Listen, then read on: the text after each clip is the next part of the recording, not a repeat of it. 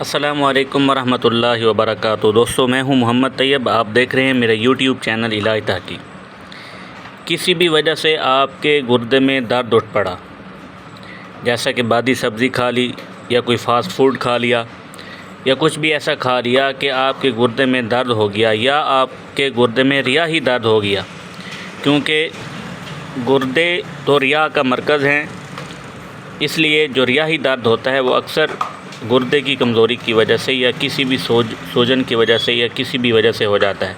تو آج میں آپ کو ایک ایسا قہوہ بتاؤں گا، ایک ایسا نسخہ بتاؤں گا جو بالکل مختصر سا ہے، اور انشاءاللہ جو عارضی درد ہوتا ہے یا شروعاتی درد ہوتا ہے وہ اس سے چند منٹ میں انشاءاللہ دور ہو جائے گا۔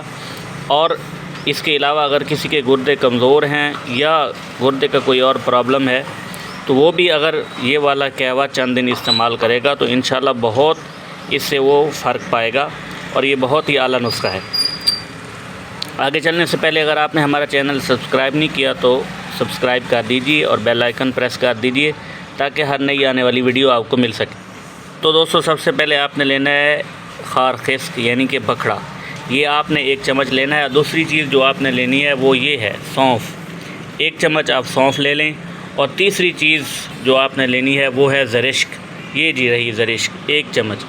1 چمچ آپ نے بکھڑا لے لینا ہے، 1 چمچ آپ نے سونف لے لینے ہیں، اور 1 چمچ ہی آپ نے لینی ہے زرشک۔ آپ نے 1.5 کپ پانی میں یہ اشیاء ڈال دینی ہے اور اس کا قہوہ بنا لینا ہے۔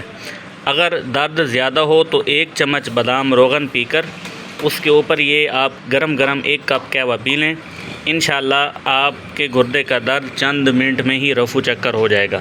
اور اس کے علاوہ اگر آپ کے گردے کمزور رہتے ہیں یا گردے کے اندر کسی بھی قسم کا کوئی انفیکشن یا کوئی سوزش وغیرہ یا کسی بھی وجہ سے درد رہتا ہے تو چند دن ہی پینے سے انشاءاللہ آپ کا یہ درد ٹھیک ہو جائے گا اور گردے آپ کے طاقتور ہونا شروع ہو جائیں گے۔ اگر آپ کو یہ ویڈیو اچھی لگی تو سبسکرائب چینل ضرور کر دیجیے گا۔ ملتے ہیں اگلی ویڈیو میں، تب تک کے لیے اجازت دیجیے، اللہ حافظ۔